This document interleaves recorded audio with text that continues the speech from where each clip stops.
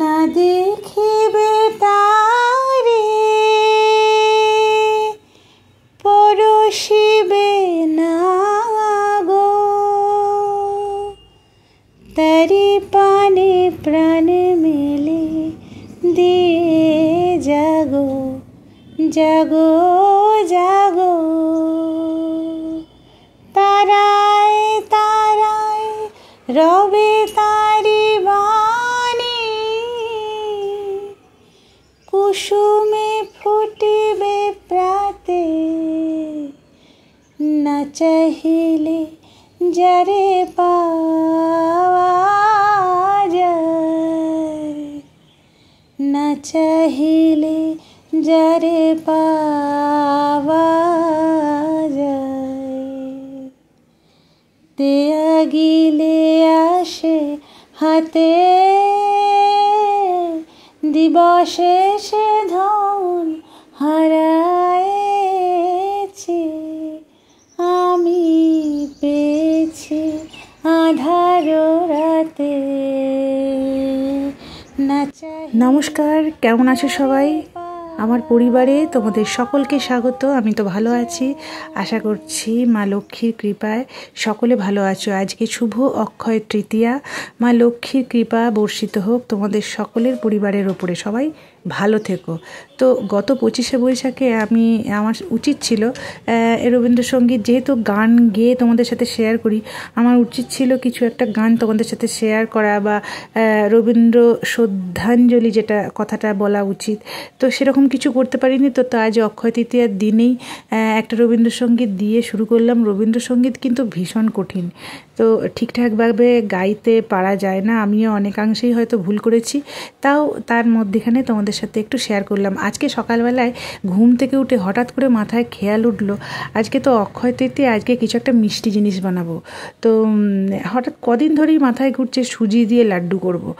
এটা কিন্তু মানে খুব তাড়াতাড়ি হবে, আর খেতেও দুর্দান্ত, একটু মিষ্টি বেশি হয় কিন্তু খুব সুন্দর হয়। কিন্তু তার মাঝেই আবার সকালবেলায় যে এইসব করব, আমার তো আবার ডিউটির ভাত আছে, তো তাড়াতাড়ি করতে হবে। তো আজকে বিশেষ কিছুই রান্না করব না, দুজন বাড়িতে প্রাণী আছি। কলমি শাক এনেছে, কলমি শাকটা রান্না করব একটু রসুন দিয়ে, যেটা ভাজা হয়, আর ফুলকপি আলু দিয়ে একটা নিরামিষ মাছের ঝোল, যেটা আমি এখন হামেশাই করে থাকি, খুব লাইট হয়। আর বিশেষ করে যারা মাছ পছন্দ করে না, যেমন মিত্রবাবু, মাছের যে একটা গন্ধ বা বিকেলে একটা মাছের ঝোল খেলে যে একটা তোমার ভেতর থেকে একটা ঢেকুর উঠে আসে, এরকম একটা ব্যাপার হয় না, অনেকেরই হয়, আমার হয় না, আমি মাছ ভালোবাসি। তো সেই জন্য একটু পেঁয়াজ রসুনটা বাদ দিয়ে করলে কি হয়, এই ব্যাপারটা হয় না অনেকাংশে, পাতলা করে করলে। তো দেখো কি করে করছি। সুজিটা না প্রথমে আধ ঘন্টা মতো, 30 মিনিট মতো আর কি, একটু দুধের মধ্যে ভিজিয়ে রেখে দেবে। তো আমি 1 কাপ মতো সুজি নিয়েছিলাম, আর সুজিটা কিন্তু কাঁচা, কখনোই শুকনো খোলায় ভেজে নিয়ে না, সুজিটা কাঁচাই। একটু তুমি ফুটানো ঠান্ডা করা দুধেও দিতে পারো, বা এমনি কাঁচা দুধেও দিতে পারো, কেন কি এটা আমি তো ফ্রাই করব, সেই জন্য আমি কাঁচা দুধেই দিয়েছি। তো যত ভিজিয়ে রাখা হবে না, তো সুজিটা তত তাড়াতাড়ি ফাঁপবে। তো যখন এটা ফেঁপে যাবে, তারপরে এই দেখো বড়ার আকারে এরকম ভেজে নেবে। আমি এর আগে বুটের ডাল দিয়েও এইভাবে লাড্ডুর একটা রেসিপি শেয়ার করেছিলাম, যারা বাড়িতে বানিয়েছো তারা তো জানোই। তো আমিও এখন বানাচ্ছি, এগুলো বানাতে শিখেছি। তো যাকে বলে, তো দেখলে তো প্রথমে বড়াটা ভেজে নিলাম।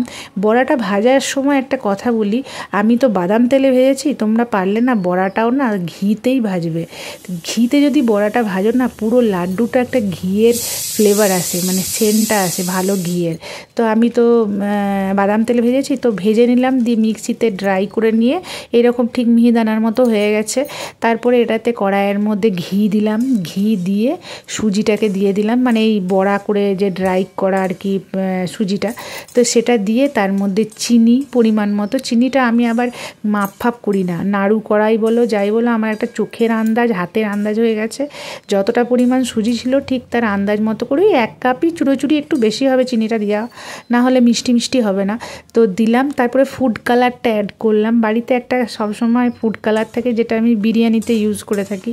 তো এর বাইরে আমার বাড়িতে কোনো ফুড কালার নেই। একটা কমলা কালারের ফুড কালার পাওয়া যায়, সেটা যদি ইউজ করা হয় তো লাড্ডুটা কিন্তু আরও লালচে লালচে হতো। এটা একটু হলুদ হলুদ হয়েছে, তো ওটা যদি ইউজ করা হয় তাহলে আর একটু লালচে লালচে হয়।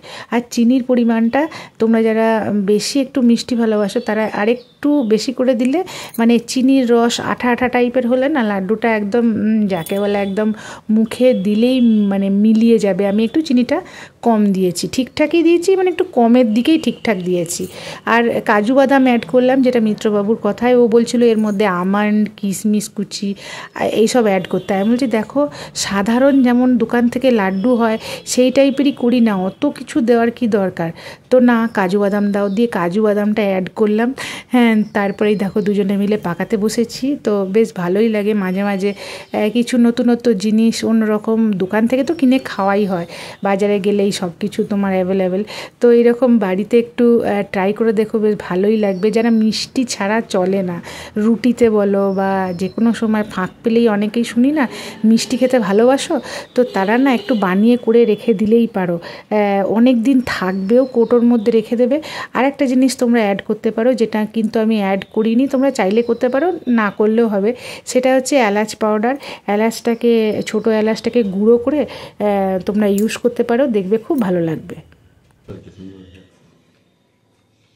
মিষ্টিটা কম হয়েছে না, হ্যাঁ, পারফেক্ট হয়েছে।